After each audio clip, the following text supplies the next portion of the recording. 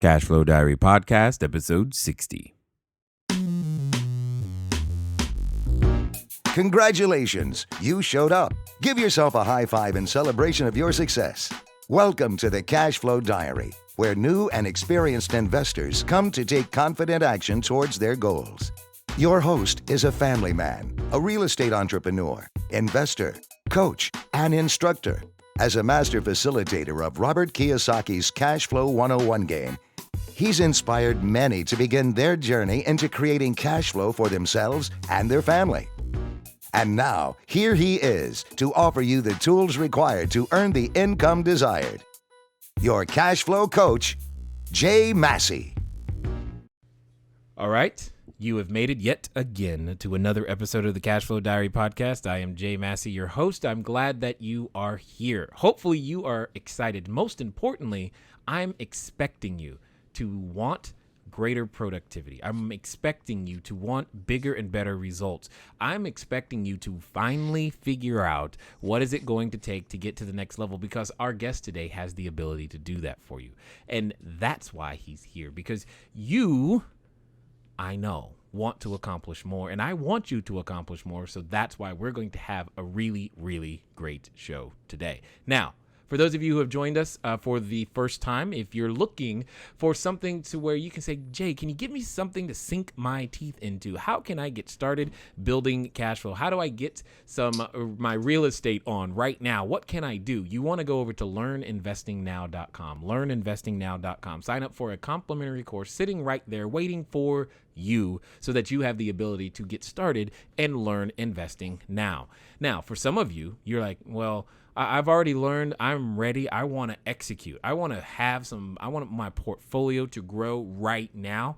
Those of you who feel like you're in that position, you want to go over to begin investing now, because that's what you're going to do. You're going to begin investing now, and we will be right there to help you be able to take advantage of some cash flowing real estate across many different markets in the U.S. so that you can get started and begininvestingnow.com. Now, today's guest.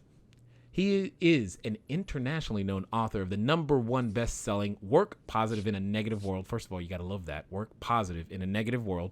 Redefine your reality and achieve your business dreams.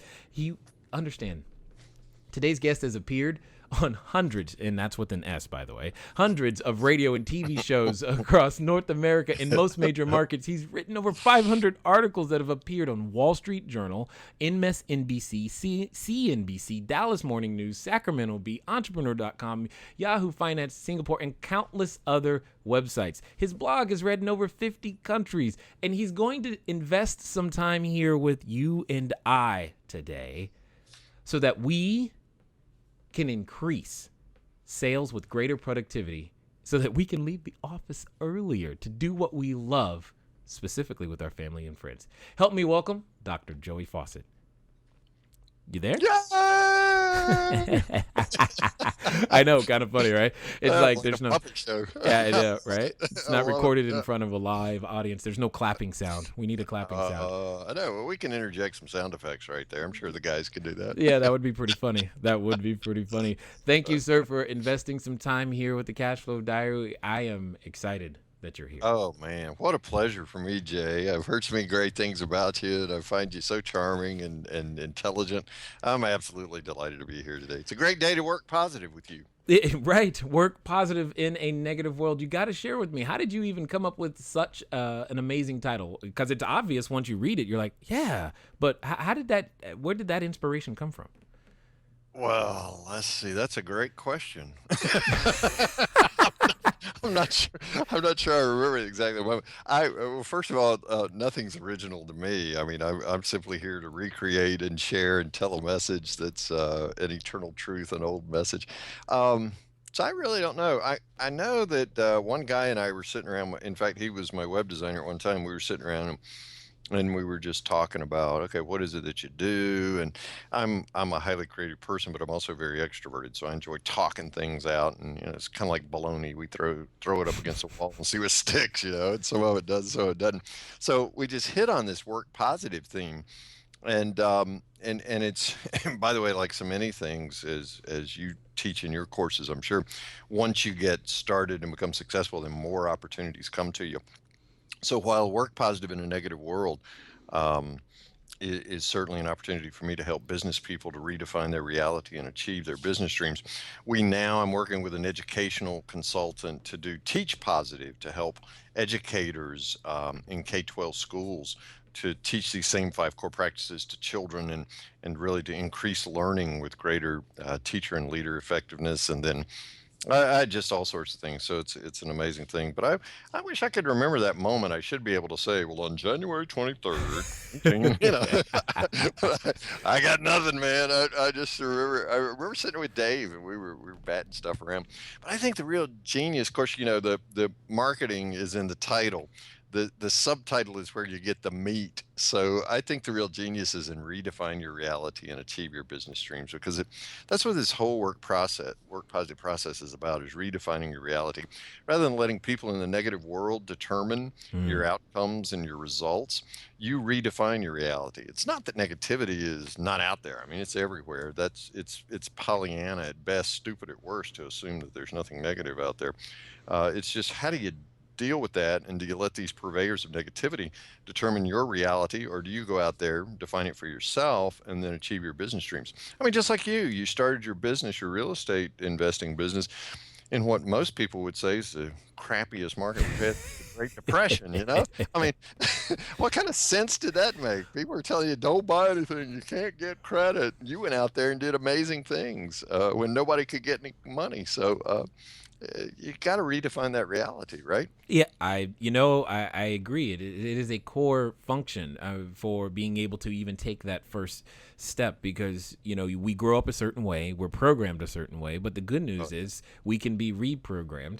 And oftentimes we fail to realize that. But, when we're presented with an opportunity to move in a different direction, this ugly monster, typically known as fear, comes up. And I know that Yeah. you've got some information because we were kind of talking and you were talking about different kinds of fear. So I think that would be very valuable if you help me understand what you mean by different kinds of fear, and more importantly, for someone possibly experiencing one of those kinds, what do you think is the kill all tactic to be able to overcome it?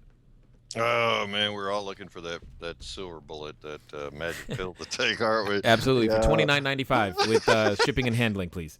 Oh no! If you're getting it from me, it's going to be 6 equal payments of 29.95. That's exactly right. Oh, wait, that's funny. That's absolutely funny. Yeah. Well, I do think fear is huge, and I love your statement that we're programmed. My mom and dad did absolutely the best they could with me, gee, they're still alive today, so I'm so blessed to have them here. I recently spent 4 or 5 nights in the hospital with my dad as he recovered from surgery. But some of those messages you get just don't work. And I tell my own daughters, my daughters are in their 20s now, I say, girls, take what works for you now that your mom and I gave you, but you sift through it and get rid of the chaff that doesn't work, that doesn't feed you, and hang on to the kernels that do, and then go make your way in the world because we're not infallible by any chance. T. Harv Eker did a great job, I think, of helping us understand that millionaire mindset Mm-hmm. and helping us work through reprogramming ourselves in that regard. But in terms of fear, I guess I remember being a kid and being really afraid I was going to die. Third Wow. grade, and you can go to our website at listentolife.org, and there's a tab there that says, Who is Dr. Joey? And it's a little short video about it. But anyway, I was in the hospital with a viral infection in my lungs, and they looked at my mom and said, We don't think he'll make it through the night. That was real fear right there, Jay. And Mm. and so as a 9-year old, I experienced that early on. So dealing with fear is something I think we all do. It's just a matter of how well do we do it? What do we do with it? Um, do we allow it to define us, or do we define ourselves around it? I think one of the marks of great leaders is they act in spite of fear. Mm. We tend to think that, oh, these great leaders, they aren't afraid of anything. They go charging off like the Terminator or something, right into the teeth of the battle, or a Braveheart, whatever. Oh man, no, no, that's not it. Everybody has fear. Um, briefly, in the book that you mentioned, Work Positive in a Negative World, in the Achieve core practice, which is the fourth core practice of the five that we teach you about so that you can work positive in this negative world. There's several fears that I refer to as intentions. Now, intentions are absolutely wonderful. State your intentions as affirmations. But what happens with so many of us is that we fail to achieve the results we want because we divorce intention from a couple other really important things. First of all, attention, and secondly, action. In Mm. fact, the achievement prescription for a work positive lifestyle is attention plus intention plus action equals your work positive lifestyle. And that's how you get the results that you say you want, by acting on them, because you're paying attention to the things which bring it to you. And we'll talk more about that in a minute. But that centerpiece of intention has to do with what happens. Fear emerges when I divorce my intention from attention and action. And so I've seen several different kinds, not only in my own life, but in working with so many business owners across the country and around the world. There's a tendency for intention to seek perfection immediately. In other words, I want it now, just like that silver bullet, that magic pill you were asking for just a second ago. I want to do it right, and if it's not worth doing right, the first time, then you shouldn't be doing it at all. Some of us are programmed in that way. I remember trying to play the guitar when I was a kid, and just couldn't get the notes to come out right, because I thought I should be able to pick it up and be a rock star, and all the chicks dig me immediately. 15 Uh, seconds. In 15 seconds or less. Right. that's what they promised in that study course. I know. I know. So what I found was it didn't work out that way. But so many of us seek that perfection immediately. And when we don't get that perfection with that first failed attempt, we roll it up and go home. So intention seeks perfection immediately, and then fear grows in the reality that I'm not perfect. Newsflash. None of us are. Right. What? What do you mean it didn't work? But my idea was so great. I often say and think that imperfect action is better than perfect inaction. And then it sounds like that's what you're saying. Say that again, because that's absolutely beautiful. Imperfect action is better than perfect inaction. Oh yeah, yeah. Well, the first I like to say something not nearly as poetically as you do, but I like to say you burn 90% of your fuel escaping gravity, Mm. and sometimes it's in a circular motion, right? I don't know about you, but I keep having to go over the same ground sometimes. Yeah, more than Just once. learn this lesson. My friend Tim Sanders says it's okay to make mistakes, just make new ones. Yes. So, but so many of us develop this fear because our intention seeks perfection immediately, and when it doesn't happen, the fragility of our egos are revealed, and so we roll it up and go home. Another one is intention fears failure, and that's sort of the twin, the other side of the same coin, the twin to that side of the coin. Um, One of the things that we really push out, particularly in our 7 weeks to work positive coaching program, is that failure is an experience, not a person. Oh my goodness. You did not just say that. I did, but that's not. I, I got goosebumps because I'm saying because I tell people failure's an event, and it's not you. Failure is an event. It's something that happens. So this is awesome. Keep going. Yeah, well, I like the word experience better because Yeah. I'm emotionally wrapped up in Yeah. failure. And so an event is something I attend, I participate in the moment, and then I go back home. An experience is something that's Velcro. I mean, that's going to stick to me, right? And so I like that. that's why failure is this experience. But look, failure is also something I live through. Mm-hmm. And when I get on the backside of failure, then we do what I teach in our coaching program is the Dr. Joey two-step, and it's based on a story that I heard Dr. Wayne Dyer tell Darren Hardy, the editor of Success Magazine, which I Yeah. absolutely Yeah. love, and I recommend that everyone listening to this get their own subscription to Success. Get the CDs, listen to them, feed your mind that positive stuff that comes from Success Magazine. And no, I don't make a commission off of it. I just absolutely want abundance spread throughout the universe. So, but anyway, Wayne Dyer's talking to Darren Hardy, and he talks about a 1920s newspaper columnist named H.L. Mencken. And Mencken loved writing controversial columns. So he writes this controversial column, and one of them was particularly controversial. So much so that back then, and Jay, you probably weren't alive when we used to sit down with a pen and a piece of paper and actually mail letters to each other through the U.S. Postal Service. But anyway, Mail? You mean did that? You have to go snail, somewhere? What? snail mail. I know. Oh. Hey, those blue boxes you might see that are rusting in the grocery store parking lot. Oh, is that what? That's That's what that funny. was. Yes, yes, yes. So anyway, all these readers to these newspapers, which newspapers are a novel idea too, right? All these readers send these letters to Mencken telling him what a terrible columnist he is, blah blah blah blah blah. So many people wrote him that he responded to them in a column, and the column went something like this: "Dear disgruntled readers, I have received your letters and I have them all in hand. I am sitting in the smallest room in my home." You with me, Jay? Yes. "Soon your letters will be behind me." That's it. Okay, did you follow all that all the way through? No, I What's missed it. what's the smallest room in your home, Jay? Oh, the bathroom. When you're teaching people real estate investment, you do tell them to look for how many small rooms there are in a Yeah, home. right.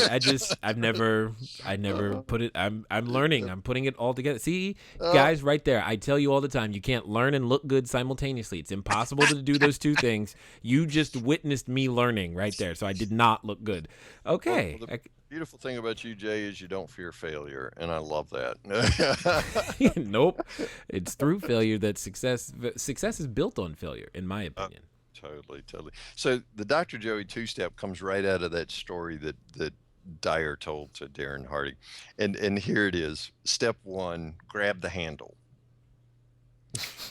Okay, because you can learn from any experience, whether it's failure or success, and how you define failure and success usually has more to do with some kind of internal messaging or your expectation going into the experience than it does with the actual results. Because Right. the results are the results. How I define them, how I interpret them is up to me. So I can learn from negative people. I can learn from negative experiences. Okay, step one's grab the handle. Step two, flush. I had a feeling you were going to say that. Yeah.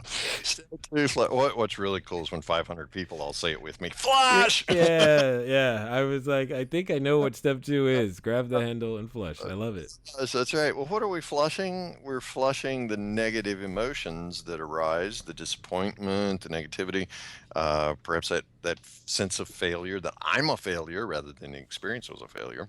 We're flushing all that, Jay, so that we can grab that handle, that lesson that we learned, and we can move forward and put that into our next experience. So, talking about these fears, the first one is that this intention seeks perfection immediately. So, I fear I'm not going to be perfect. I fear I'm going to fail. I also fear because intention in fearing failure and in seeking perfection immediately. The third fear is that it gives up and quits. Mm. Now you've seen that. In fact, we were talking about it off air a moment ago.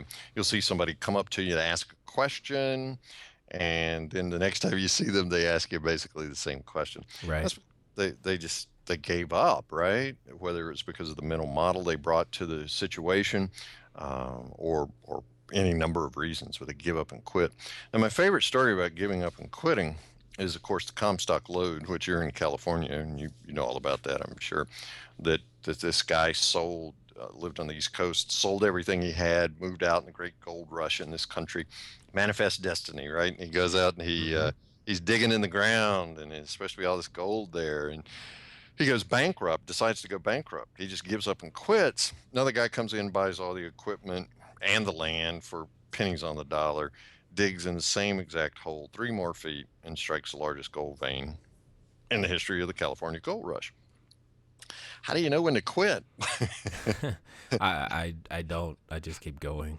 That's exactly right. My 22-year-old daughter, who's graduating from college in a few months, and I were talking the other day, and I said, sweetie, I don't know whether it's because daddy's just stubborn, stupid, or just crazy, but I keep going. I just keep going. So, but the fear is that we're not going to be successful, so I better just fold my cards, go home now, right? Just go ahead and quit now. The old thing about winners never quit and quitters never win. I mean, how do you know when to quit? The only time your results become final, Jay, are when you quit. Nice. If you continue going, you always have an opportunity to reinterpret, redefine your reality, and keep moving forward. So, this intention, which produces this fear, um, seeks perfection immediately. It fears failure, gives up and quits. Also, intention divorced from attention and action underestimates the power of one. That I, as one person, can make a difference. That I, as one person, Mm. do this. Now, I'm a big believer in social relationships, and that's the second core practice of positively successful people who work positive in a negative world is the conceive core practice, and we can talk about that in a moment. But what I'm talking about here is that I'm nobody special. That I can't do this just because you did it, Jay. You invested in all this real estate. You got all these units. You raised all these millions of dollars. I just can't do that. So it gets into fear manifesting itself as low self esteem or I don't deserve this success or something like that. Well, the fact of the matter is, one person has within him or herself the power to absolutely revolutionize entire industries. Mm-hmm. Witness the shoe bomber. The shoe bomber? The shoe bomber. Before the guy that tried to light his tennis shoes in a terrorist act and blow up an airplane, before him, Mm. I could walk onto any airplane anywhere and not have to worry about did I wear my socks with the hole in it today? Or, oh, geez, I didn't wear socks. I'm going to have to walk on this floor Right. without. But after one person tried to light his tennis shoes, we all now take our shoes off to go through TSA, unless you were born, of course, before 1937, in which case they give you a free pass, right? Right. So, I mean, one person had the power to totally revolutionize and change an entire industry. You, as one person, have so much power. Always, always, always understand that you have that power, and just stop underestimating that you can make that difference because you can. You absolutely can. If I not you, then who? Oh, I believe you so very much. Mostly not, and here's the thing that I want everyone to hear. A few short years ago, if I had heard Dr. Joey say what he just said, I might have not believed him.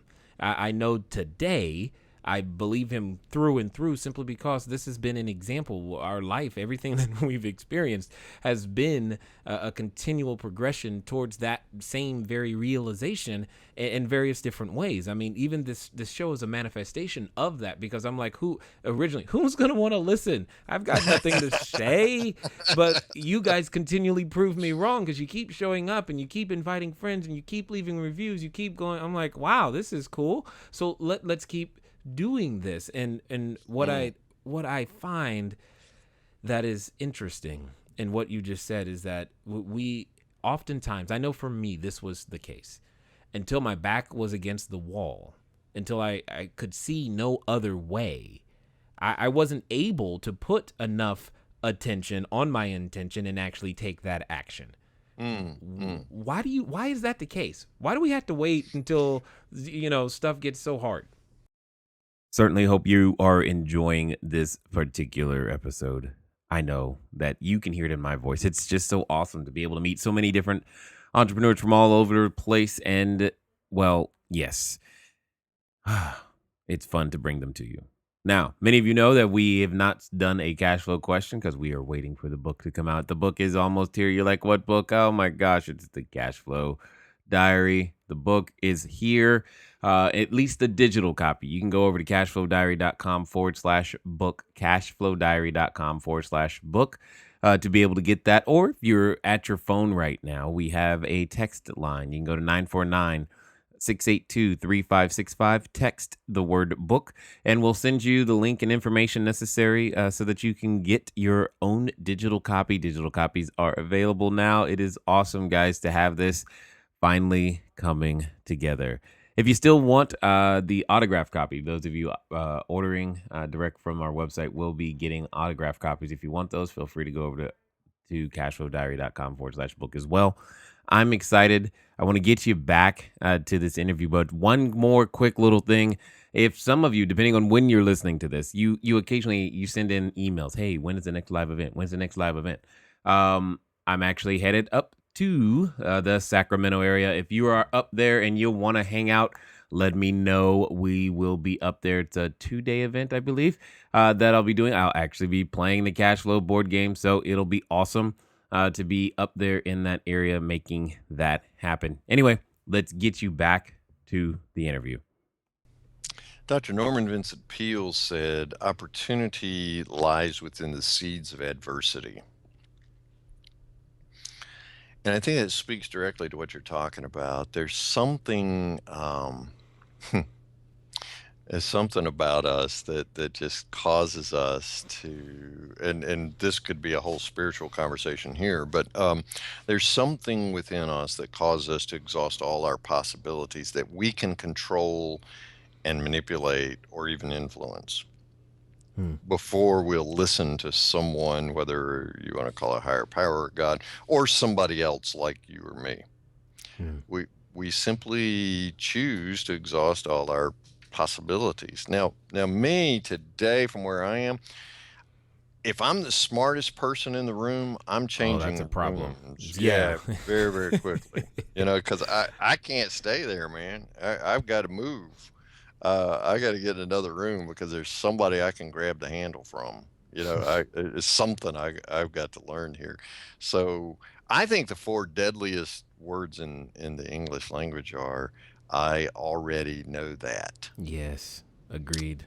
Because that's what Carol Dweck calls a fixed mindset, as opposed to a growth mindset, which I think takes expression in the 4 words, please show me how. Yes. When I become teachable and I'm open to learning, then I don't underestimate my power as one person to be able to do it. But to answer your question about adversity, I think it's because we have to, and maybe this is far too philosophical an answer, but I think it's just because we choose to exhaust all of our possibilities. The typical person, 95% of us, we choose, and it's all about choice. We choose to exhaust all possibilities until we're desperate. We have nowhere else to turn. And so we hit the panic button and then boom, here we go. But I also think it's because the universe meets us right there at that point too. And we are more open to the abundant resources that are out there than at any other time. Because I've already done everything I can. Now, this really grows out of the Believe core practice, Jay, which is the 3rd core practice of a work positive lifestyle. And that is the willing suspension of the disbelief. This is the redefinition of your reality. Okay. This is the acorn produces the 100-foot oak tree. Yeah. This is the pencil point mustard seed becomes a 6-foot tall bush. This is, to pull a TV show out of my growing up years, Jed Clampett out hunting one day, misses the prey, hits the ground, and up through the ground comes a bubbling crude. Okay. Right. Now, what if Jed had said, oh man, I can't grow crops in this slick black mess. I've got to sell this farm. But instead, what did he do? He discovered it was oil, and he moved to Beverly Hills. Yes. Yes. So the rest is history. Yes, there it is. See, history as told by TV. That's right. Let me give you one more fear, and I think this one is particularly endemic today. Fear emerges because intention rushes to results. Man, we want it now. Now we're back to your magic pill, your silver bullet. We want it right now. And that's just not the organic way that growth occurs. Darren Hardy wrote a book called The Compound Effect. One of the great early financial lessons I learned was, you rather me hand you $1 million now, or would you like a penny a day, and I'll double it every day for 31 days. It's just that compounding effect. But today we've got to get with it. We got to go. No, you can't rush results. They're shortcuts we can learn from each other because you've had experiences and I've had experiences, and so we can learn from one another. But in terms of rushing it, give it time, let it grow organically, and let these positive results come to you. I fear that the first time when I try something, it won't work, and then I put it down. So if I'm expecting positive results immediately, then that short circuits the whole organic process, right? Yes, this brings up something that I often suggest to individuals. So you being who you are, I gotta run this by you. I often tell people when they're starting something new, the best thing that you can do is fail fast, fail forward, and fail frequently. And Absolutely. so that you can get through that very process that you're talking about and get into what I call the feedback loop. That is the when I'm starting something Yes. new, the first thing Yes. I'm after is I want my feedback loop so I can begin to make Exactly. the adjustments that are necessary to achieve the results that I want. That's the thing. That's where I am the most nervous is before I'm in my feedback loop. I'm like, what's it going to take to get to my feedback loop? How quickly can I get there? And then I can make adjustments. Oh, absolutely, Jay. And here's what I want to tell you. Your feedback loop is built in. Every time it's built into your business, every time you take a step, every time you take an action, it moves you forward to the next action because you're constantly learning. Now, the way I like to talk about this feedback loop is I say that your business, and in your student's case, the real estate business, has this built-in feedback mechanism. And I refer to it as your business has a built-in GPS. Okay, so let's think about it. I'm starting at point A and I want to go to point B. How am I going to get there? All right. Now, so many of us are afraid, we think, I've got to know the directions before I ever leave home. Mm. But traffic patterns change, roads change, and I didn't update. Okay. All right. Yes. But now, see, the fear emerges in that, oh, goodness, I'm not going to make it. So it's paralysis by analysis. I Mm-hmm. consider a million bazillion bad things that could happen. Mm-hmm. Those bad things are bad things because I put the value judgment on them, by the way. Mm-hmm. It's not that they're inherently bad, it's just that I deem them as bad. Instead, well, let me say, we're afraid that our business is going to say when we make a wrong turn, fool, didn't I tell you to turn right in a quarter of a mile and you drove right past it? But that's not what your GPS says, is it, Jay? What does your GPS say? Recalculating. Exactly. And that's why your business has a built in GPS. You listen to feedback, your customers or clients, market conditions, creditors, they'll all give you every bit of information you need to be successful. You've just got to be open and listening. And that's a whole nother part of the work positive process. But and therefore, if you're open and listening, stage 2 is keep moving forward. You got to persevere. Expect adversity, engage adversity, endure adversity. And when you do, you're successful, right? Oh, that is so much gold.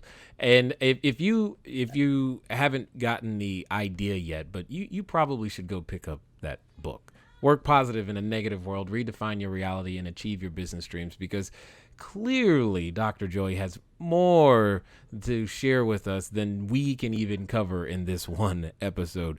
And you're hearing me digest and consume this information real time. And what's cool is that I'm getting even more excited to go do even more and bigger things because what is being shared with you right now is probably the biggest quote unquote secret to doing real estate. It's not really how to fill out a contract. It's not really, which, how do you, which marketplace is it? While those things are important, you won't be able to get that far without learning how to work positive in a negative world and specifically redefining your reality. I want to talk for a quick second about redefining your reality because before I started real estate, my reality was different. Yes, we're just going to use the word different. Or interesting. Yes. Interesting. So I'm curious because it seems, there's a lot of what you're saying is like, I didn't really know. I wasn't conscious to what I was doing to make that happen. But it sounds like to me, you've got a process where we could consciously make that happen. I'm kind of curious what that would be. Yeah. Wow. This is such a big topic. We could spend an entire show about this. First of all, it's the third core practice in a work positive lifestyle, and this is the emotional one. And I refer to it as the believe. By the way, can I just go over all 5 core practices really quickly? By all means. Yeah, I just want to give a quick taste. The first core practice, and I do think these are steps, but I don't describe them as steps. I refer to them as core practices, because if I tell you to take a step, you think, okay, I've taken that step. Now I don't have to go over that step again. No, no, no, no. You keep going over these. So they're core practices. These are habits that I discovered from Great Depression gurus, guys that started businesses during the Great Depression that are still thriving businesses today. So the first thing you do is you perceive the positive at work. And this is the mental dynamic. This is where you focus on the positive, specifically positive thoughts, and filter out the negative. Again, it's Pollyanna at best, stupid at worst to think that the world's not negative. There's negativity out there. We're not going to go Zen Buddhist or something and say it doesn't exist, or Hindu or whatever. No, we're not going to say that. It exists. All right. It's just, what do you do with it? Well, you want to filter it so that you can focus on positive mental food and feed your mind that. So first of all, I perceive the positive at work. Secondly, I conceive it. And this is the social dynamic of a work positive lifestyle. This is where you learn how to deal with negative people without becoming one yourself. And by the way, but this is really key because like attracts like. Jim Rohn used to say, you're the average of the 5 persons with whom you invest the most time. Right. Okay, so who are your high 5? How high are they taking you? Is there a negative person on there? And by the way, my pet name for negative people, Eeyore vampires. Love it. We can unpack that later if you want. Third core practice is believe. I believe the positive at work. This is your emotional engagement with what you do and how well you are satisfied in what you do, thereby releasing what Napoleon Hill used to call your creative imagination to innovate, even disruptively, so that you find new solutions, new outcomes to people's problems. After all, an entrepreneur is just simply someone who solves other people's problems at a profit, right? I agree. So I perceive it, conceive it, believe it, then I achieve it. And this is where we put action to intention and attention, and we keep moving forward so that our GPS guides us to positive results, okay? Then the 5th core practice, one that really surprised me that I discovered, because I thought, okay, well, after your P&L looks wonderful, or you accomplish some other goals that you set for yourself, what else could there be? But the 5th core practice that surprised me is the receive core practice. And this is kind of an ethical, can I use the word mandate even? That sounds a little strong, but it's an ultimate reality that you reap what you sow. And I think there's a certain ethical, even obligation that we have as successful people to teach other people how to be successful, to financially give into our communities, particularly if you're a small business owner. If you're a real estate owner and you're renting out your property, do you say thank you to the person renting that property? Because, oh, by the way, they're paying the mortgage on it for you. And how do you say thank you? Well, there's some revolutionary old school even ways of saying thank you in the world today, and of discovering how to serve other people. So we're really put here to help one another. And that might sound schmaltzy, but hey, Zig Ziglar said it best: when you help other people get what they want, you get what you want. Yep. I can't say it any better. So those are the 5 core practices of a work positive lifestyle. Now, the believe core practice is that one where you willingly suspend your disbelief. First of all, you believe that you have this birthright to believe. You remember when you were in school and the I try not to, but yeah. Well, I'm in school every day. Well, yeah. Well, I think there's a difference between schooling and education, but yes, I agree. That's right. That's right. Well, yeah. Self-learning versus formal learning. Let's say we're in kindergarten and the teacher says, class, today we're going to draw a tree. So you go, oh boy, I know how to draw a tree. And so you get your construction paper and your crayons and you start drawing a tree. And you take the red crayon and you put a smile on the tree. And the teacher comes over and she says, oh, Joey, trees don't have smiles. And little Joey's just crushed because Joey's trees have smiles. Right? Right. Well, there's this innate amount of intellectual curiosity that we're born with. And we believe that the universe exists to abundantly bless us, that we can have life and have a good life, an abundant life. And we believe that because it starts happening for most of us from the moment we're born. You think about how narcissistic an infant is. They don't ask for attention, they demand attention. And, Right. and this child's a demon child, 3 a.m. until you feed them, and then they're, everything's wonderful. Uh, but we're born with that intellectual curiosity to believe. You tell me that an acorn grows a 150-foot oak tree, I believe it. Yep. Okay. I see and I interact with the world with awe and wonder. Well, when we become mature, sophisticated adults, we lose that. And we begin to bend into our ego. And suddenly it's about me and what I can do to control and manipulate and influence the world around me and the people in it.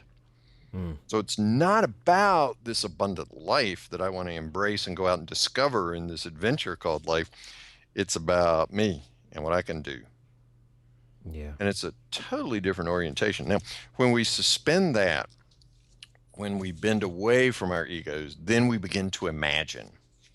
When I do speaking engagements with groups of business people and others, I bring somebody up on stage with me and I say, you guys know Sue? Yeah, everybody loves Sue, right? And I say, well, here's one thing you don't know about Sue. Sue today has been prepping for months and months and months to become a professional appleologist. Now, Sue's been an amateur appleologist. Now, of course, we know that appleologists are apple plusology, the study of apples. So Sue today is going to become a professional appleologist. So we're going to help Sue become a professional appleologist. So I just happen to have an apple, and I hand Sue an apple, and I say, Sue, tell me, and this is not a trick question, what are you holding in your hand? And she'll say, well, an apple. And I'll say, and how many? And she'll say, one. I'll say, Sue, is that your final answer? You want to phone a friend or what? Sue will say, that's one apple. And I'll say, okay. And then I'll say, now, Sue, how many seeds in that apple? And she'll look at me like, I don't know. And I say, just tell us, Sue. And Sue might say 5. And I say, okay, Sue, if we plant those 5 apple seeds, how many will live? Now, my typical Sue will say 1. The optimistic ones will say 2. Every now and then I'll get a crazy person like you or me who'll say 5. We think they're all going to live. And so anyway, we get that number. Now, Sue, you have 2 trees that live. How many apples does the average apple tree produce in the average mature year? And she might say 200. And then you see where I'm going. And each of those apples produce 5 seeds. And then, so the point gets to be pretty obvious very dramatically. Sue, how many apples are you really holding in your hand? And Sue says, I'm holding an infinite number of apples in my hand. Nice. You see how believe that emotional engagement with what you do and the use of creative imagination takes you into a world of possibility and opportunity that redefines your reality and allows you to achieve your business dreams. Wow. If that's not enough for you to go pick up this book right now, I don't know what to tell you. Guys, move at the speed of instruction. We have had an amazing time here with Dr. Joy Faucette, and I just want you guys to know that it's not often where you get the privilege of being able to get such quality information that is actionable, that you can use all the time so easily, delivered straight to you on your own electronic device. Here's the point. We all want to grow. We all want to make cash flow. We all want to do bigger and better things. And the key to it, I am not kidding here, has more to do with what goes on inside than the actual what you're doing on the outside. Totally. Dr. Joy, I know I'm grateful that you've invested this time. Is there anything that you would like to share and as in any closing comments, any ways that if we wanted to follow up with you some more that you wanted to let us know about so that we can continue to learn from you and leverage the wisdom that you've collected over the years? Oh, Jay, you're so generous. I appreciate your kind words. The truth of the matter is everybody I coach and every interview I do like this, I learn. And so I've learned a lot from you today, and I appreciate your generosity in letting me be on. And so if I could just say thank you to you and also to your listeners by giving away some chapters of my book, would that be okay? That's completely fine. Just give away some chapters, and that way, yeah, if most of us are those test drive before we buy kind of folks. And so if you'll go to workpositivebook.com, how easy is that, right? Workpositivebook.com.